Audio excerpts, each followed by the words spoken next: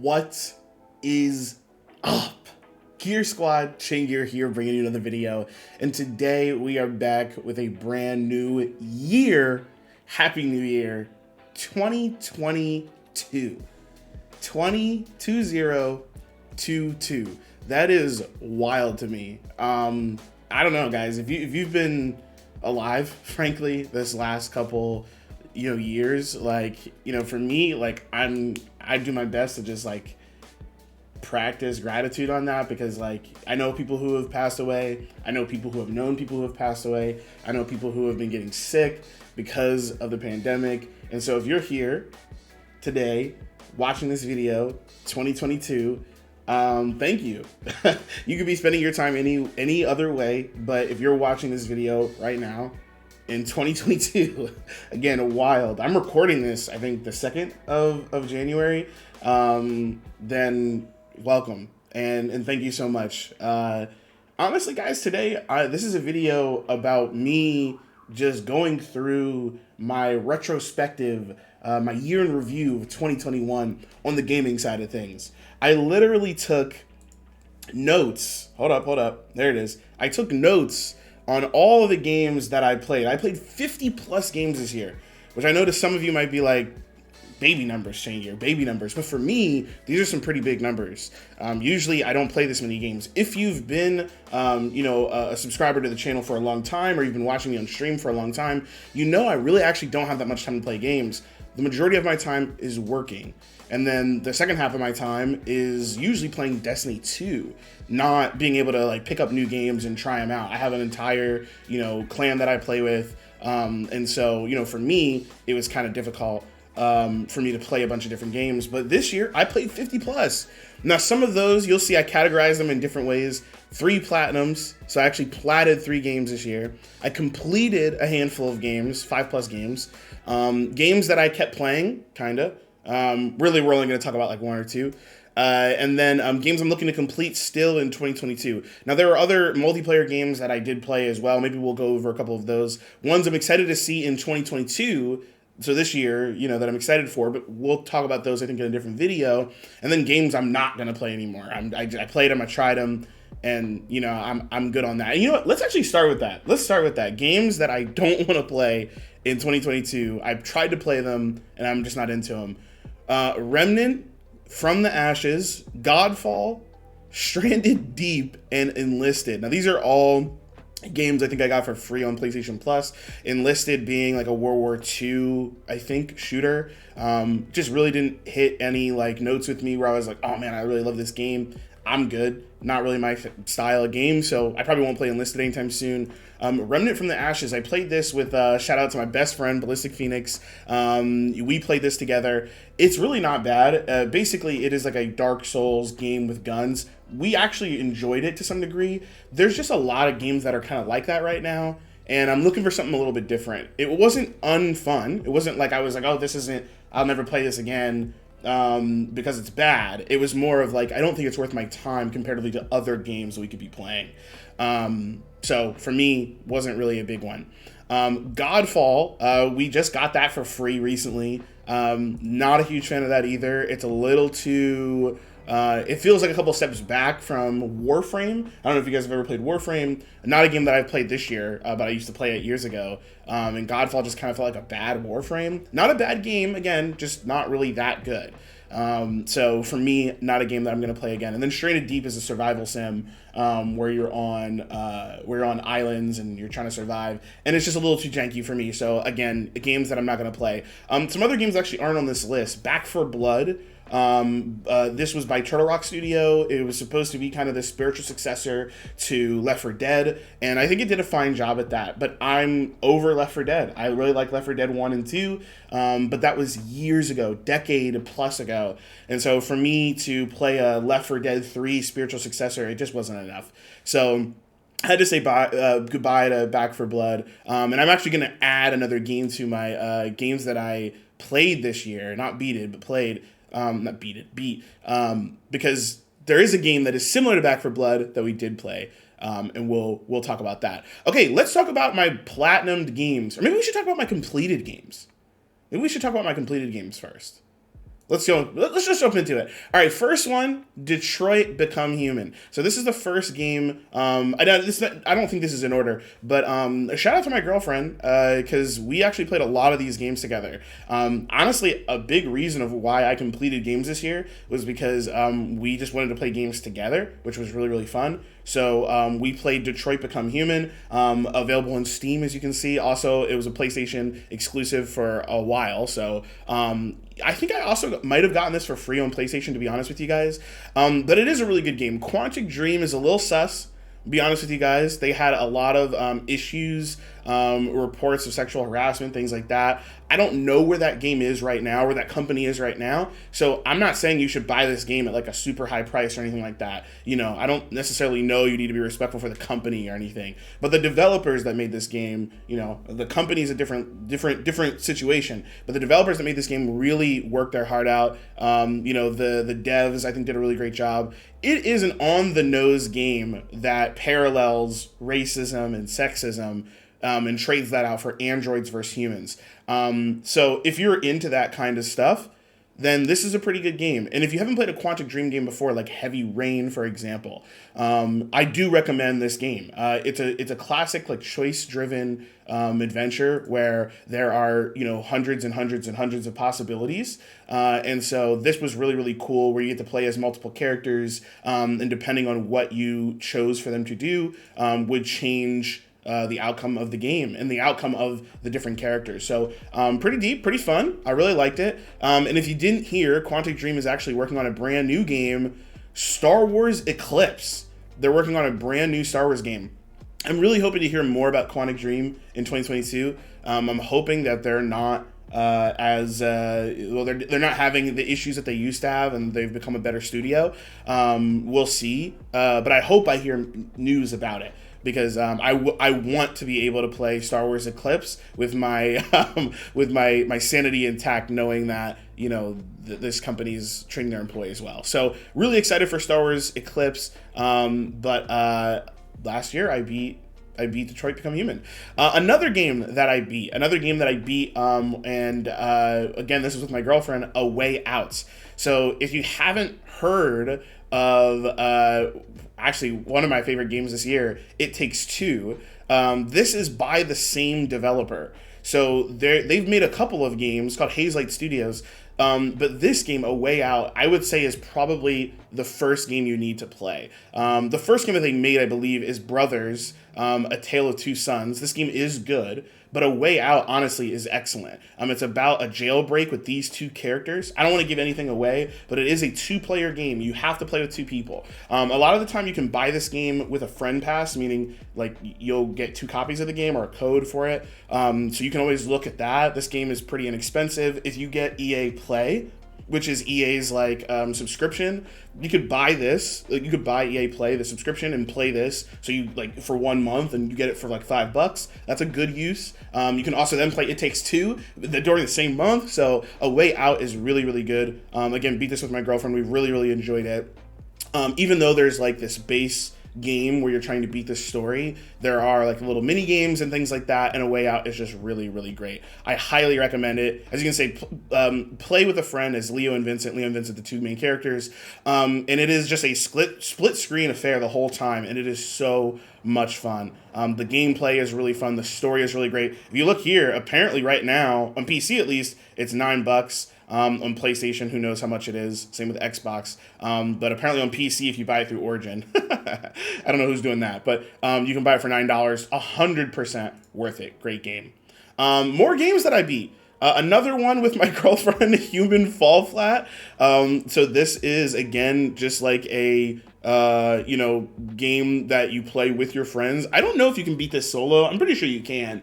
But if you haven't heard of Human Fall Flat, basically what it is you play as these little like clay-looking dudes, and you run around with crazy physics, and you're trying to complete activities. Trying to get to the end of the map is usually the objective. I think that's the only objective. But you have to solve a lot of puzzles, physics puzzles, to actually get there. So it's pretty cool. I really, really enjoyed it. Like there's a really, it's really, really clunky and kind of crazy, but it's super fun if you have one other person to play with. I mean, it's totally worth it. I think a couple members of my clan have actually played this as well, and they really enjoyed it. So I really do recommend it. I don't know how many people can actually play this game. It looks like a lot. I've actually only played with one other person, but it looks like there's a bunch of things that you can do. 8 players online. That's pretty crazy. But the game is really fun. Again, I do recommend it. And we did beat the game. We 100%ed it. Well, we might not 100%ed it, but we went from beginning to end.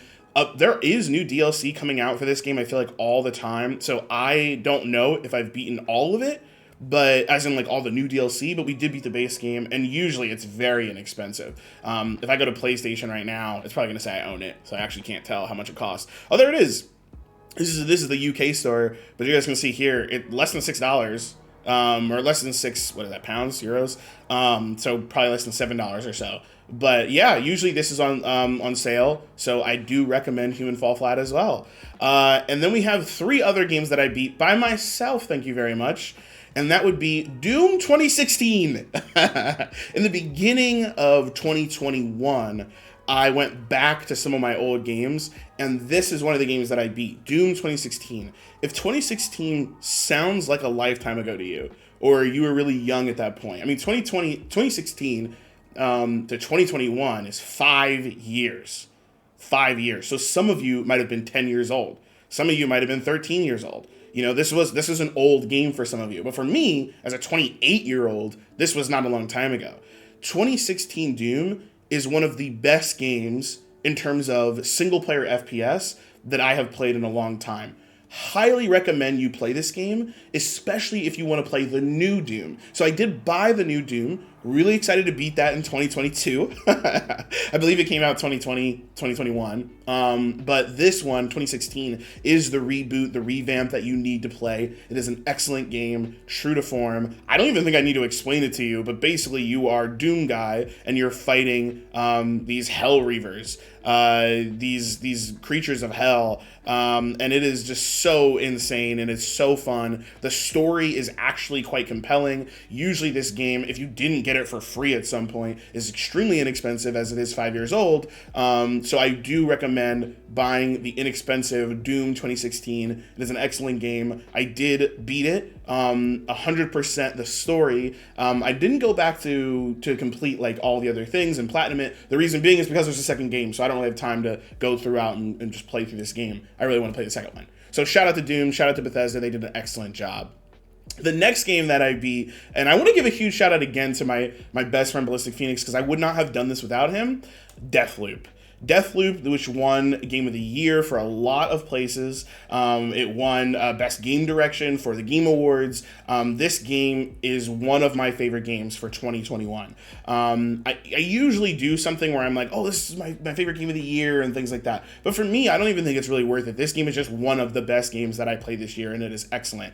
No, I did not platinum it. There is a lot going into the platinum, and for me, I just had an awesome time enjoying it and completing it.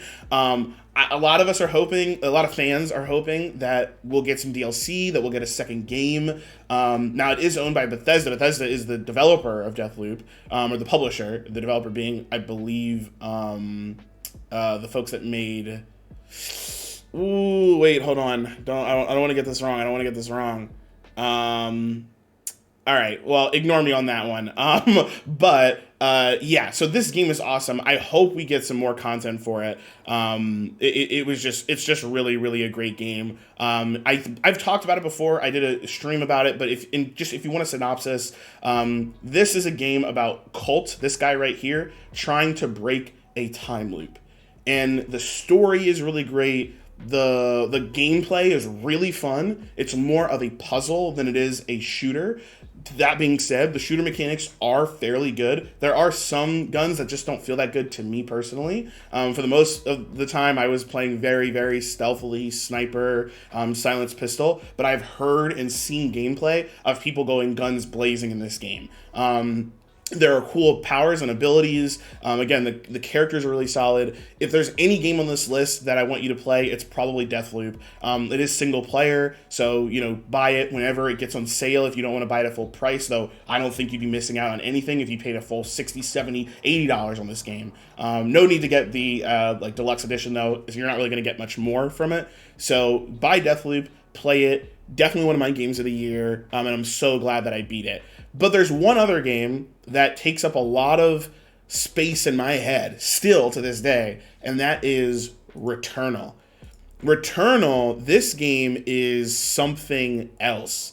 This game is truly, truly, truly something else. You play as Celine, which is this woman right here, and you are constantly in. You're not in a loop in this sense. You're actually technically playing a roguelike where you're trying to get to the boss to some degree of this foreign planet. So you're an astronaut, you land on a planet, and you're trying to get to the boss. But there is an insane story involved. It is a roguelike, you will die, and depending on how good you are at bullet hell type games, you might find this game just a blast and just really fun. Or if you're not as good, like myself, you might die a lot, and you might have a lot of fun doing that as well, as there are upgrades and things to be had as you're playing the game.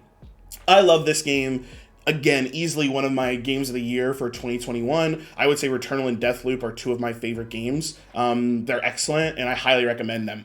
That being said, they're not the games that I platinumed in 2021. These are the games that I beat, and that I want to talk about. But before we get to the games that I platinumed, I actually want to talk about the games that I kept playing this year. And really, I only want to talk about two. And when I say I kept playing, I mean these games came out before 2021, and I just couldn't stop playing them in 2021 with my friends because they're just really great games. The first one might surprise you, but it really is incredible. Overcooked. I actually rebought Overcooked and bought it for the PlayStation 5. It's called Overcooked All You Can Eat. This game is phenomenal. It is one of my favorite games, and if you don't own this game, and let's say you have 1, 2, 3 friends that you can play with, family members, online or offline, this game right here, Overcooked All You Can Eat, you should buy it. I promise you, it is excellent. It has the first Overcooked, it has the second Overcooked, and it has all of the DLC plus new DLC. So if you have Overcooked 1, Overcooked 2, should you buy Overcooked All You Can Eat? For me, the answer is yes. I think that the development team deserves for another chunk of cash in their bank account.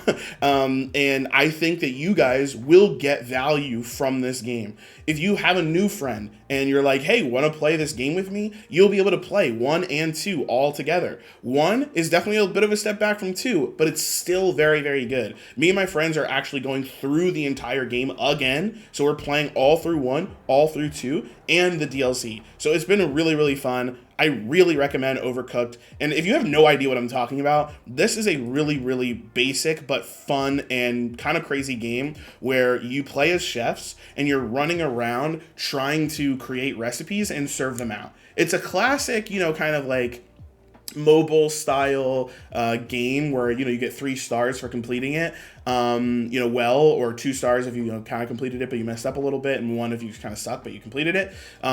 And this is the best version of that. I always sometimes play mobile games, or back in the day, maybe like Flash or browser games, and go like, why don't they just make a really great version of this and put it on console or put it on PC, right? Well, this is that. This is the best version of that style game you can get. So as you can see, there's all these crazy maps and things going on. In the beginning, it's super easy, so don't worry, you'll get warmed up. But you can see there's like frying pans, pots, cutting boards, all the food. You have to get it together, prepare it, and then you have to send it out. And again, there's all these crazy maps, like 2 trucks that you have to go back and forth on.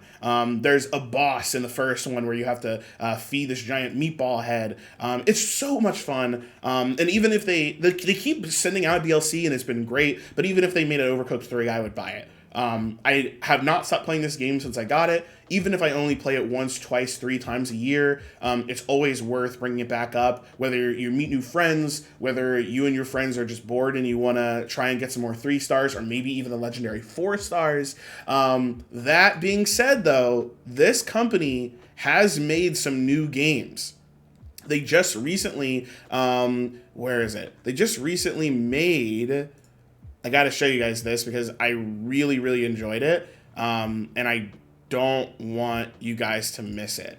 But Team 17, which is a publishing company, they make a lot of games. I mean, they publish a lot of games. But there's a game that's very, very similar. Come on, I know it's here somewhere. Overcooked All You Can Eat, there's that. Also, Monster Sanctuary, I started playing that this year. One of my 50 games that I started playing. Great game.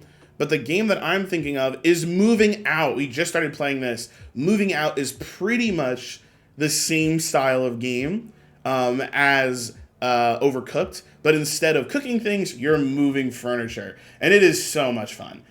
So again, if you guys are liking these style games, I highly recommend you get Moving Out and you play Overcooked. Overcooked, I kept playing this year. One other game that I kept playing this year as well, and that is Bungie's Destiny 2. I love Destiny 2, and even though sometimes I get mad about it or sad about it or frustrated, this game is really, really special to me. And it's special to me for so many reasons.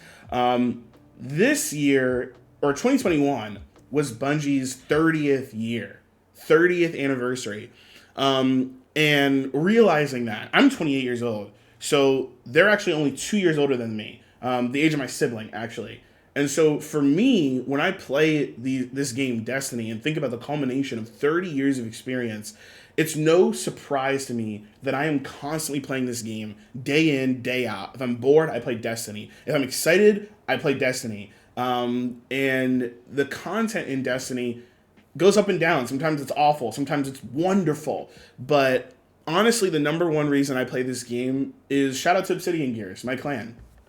I play with them day in, day out. It really is a blast. We do everything together. We play the dungeons together, which are 3-man raid style activities. We play raids together, which is 6-man actual raids. We go after rewards like the Galahorn. This is the 30th anniversary content. But there's free to play content, which, I wish got a little bit better. But it's really not that bad. But this game is really, really excellent, and it brings a lot of joy to my heart because I play with my friends all the time. So shout out to some of my best friends, literally, that I play this game with all the time. I really love my clan. They really mean a lot to me, and we play this game all the time. First-person shooter.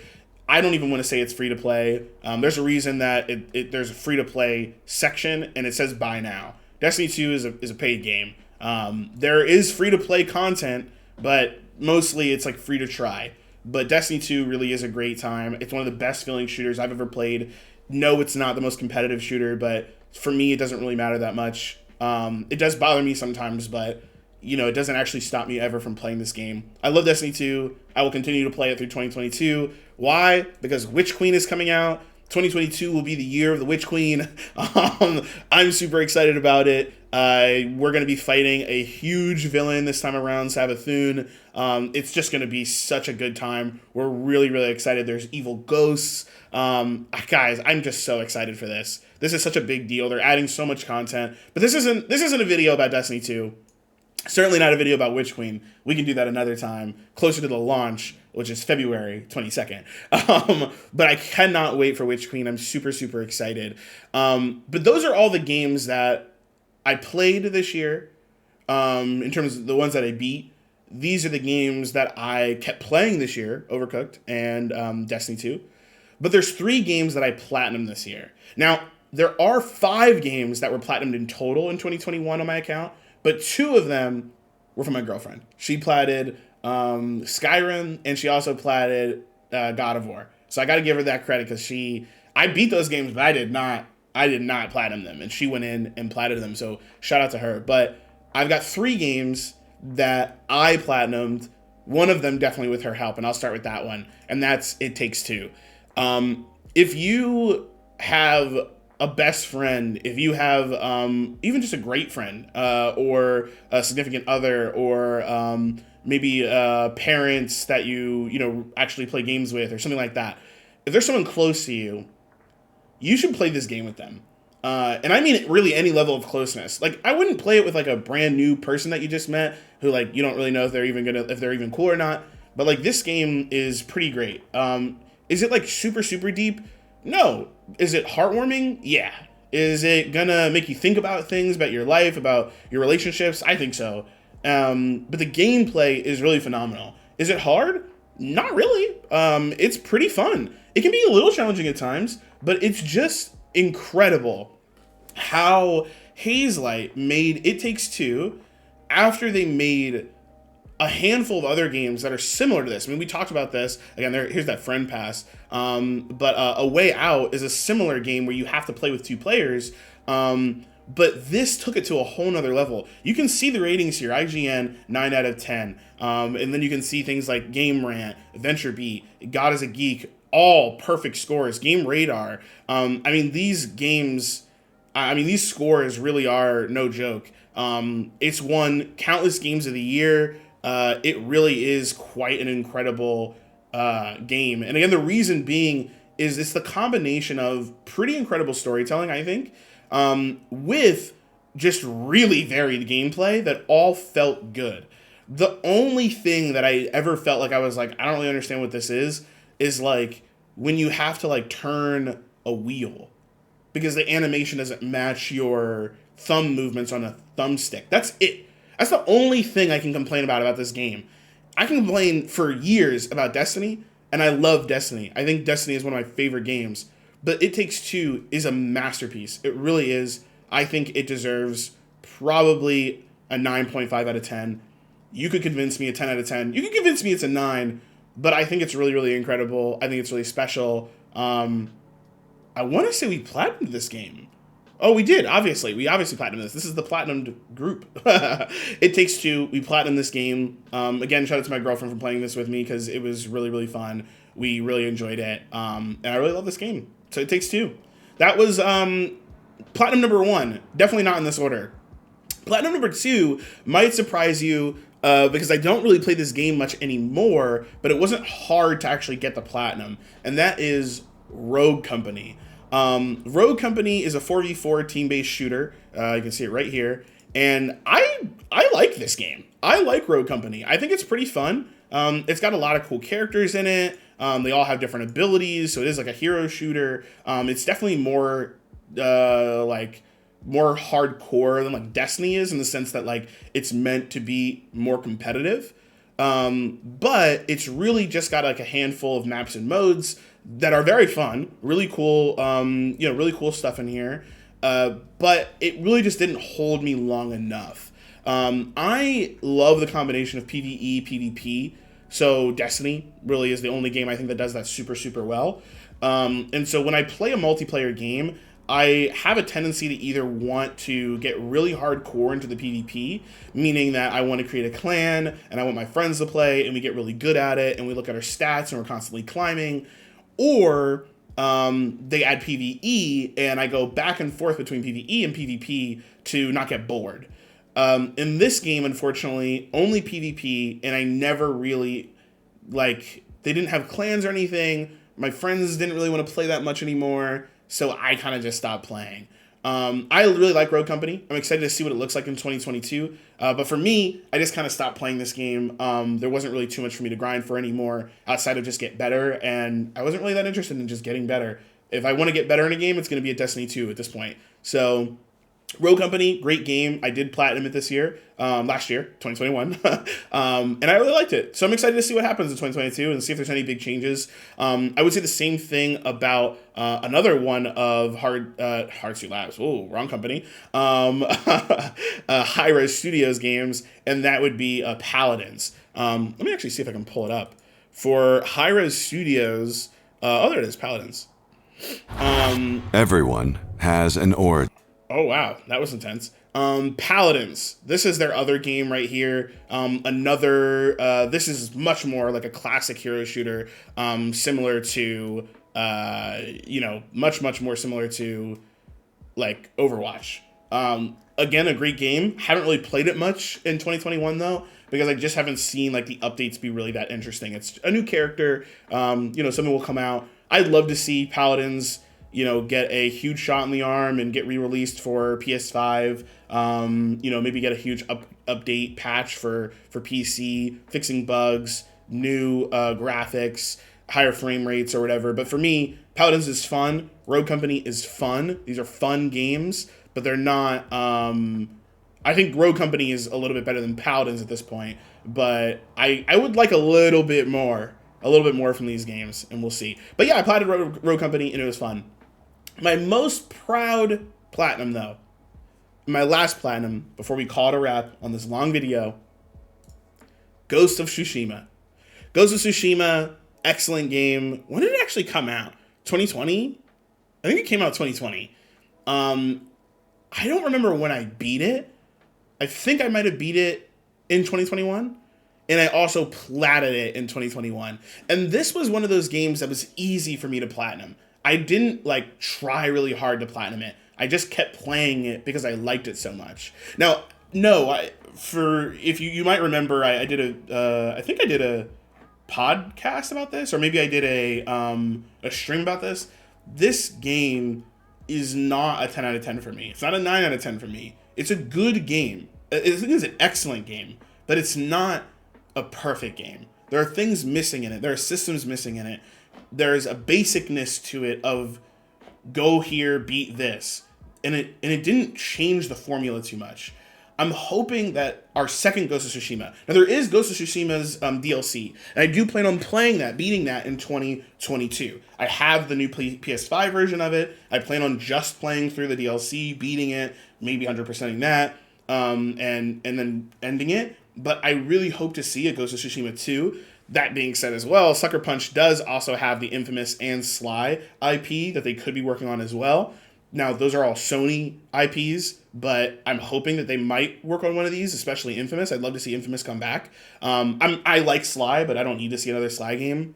But if we got a Ghost of Tsushima 2, which I think we would, there is a Ghost of Tsushima movie in the works. So if we get a Ghost of Tsushima 2, I would love to see some really cool changes with this game that just make it go over the top. Not more of the same, but some differences that really make this game something different from its predecessors, from games that are similar, different from Assassin's Creed, different from Horizon Zero Dawn, different from these open world games where you run around, kill some enemies, level up, and have a cool story. I want to see something that makes it really different. So shout out to Ghost of Tsushima, love the game, glad I platted it, and this is the first in its IP. For it to be this good reminds me of the Last of Us days where you picked up Last of Us and you were just like, wow, this is an incredible game. And it was the first of its IP. So, incredible game. Guys, that's everything. Went through my completed games I kept playing, my 3 platted. There are some games I am looking to complete and continue in 2022. Final Fantasy VII Remake, Slay the Spire. I just love that game and I plan on playing it. Sackboy, a big adventure, playing that with my girlfriend right now. It's super fun. Control, I haven't actually beaten Control yet. I like it, haven't beaten it. Graveyard Keeper, a game that I haven't been able to really put down until the last couple of months of the year. It's just a long game and it's really fun, but there's a lot to be doing in that game. So for now, I put it down for a little bit, but I would like to beat it. There's a game, an RPG called Indivisible. I really recommend it. It's really, really good. And it is basically a spiritual successor to Valkyrie Profile, if you've ever played those games. Kenna, Bridge of Spirits. This is a good game. I wouldn't say it's great, but I'm pretty close to beating it. If I was to give this let's beat these games in this order, I would say Kenna goes first because I'm almost done. Final Fantasy VII Remake, because I'd like to get back into it and complete it. I love this game. I just never beat it. Control, I also think this game is great. Sackboy, A Big Adventure. I'll beat this whenever my girlfriend wants to play. Slay the Spire isn't a game that you really beat. There is technically a finale, but I'll be playing this game, I think, for a while. Graveyard Keeper's kind of the same way for me. Maybe I would put it up here.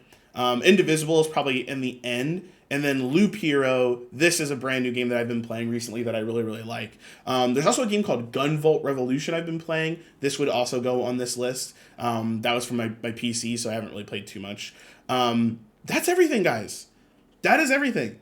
That is all the games. Now, obviously, I played 50 plus games, so there's a lot of games that aren't on here. Games that, again, I'm not going to play. Games that, I played, but, not too much of. And I was like, it's okay, but maybe I'll visit it later. Like Hot Wheels, for example, the Hot Wheels racing game. I really like that game, but it wasn't like, it didn't really like hit the points that I was looking for. And I've got a bunch of other like multiplayer live games that I've been playing that I kind of just want to see what happens in 2022. I'm going to make another video, guys. So that video is going to be all about games I'm excited for in 2022. I always do something like that. So if this video wasn't too long and you enjoyed it, maybe you just throw it up on the background, give it a thumbs up, let me know. Other than that, guys, I'd love to know what you guys played in 2021. I'll see you guys online, and of course, I'll catch you in the next one. Peace!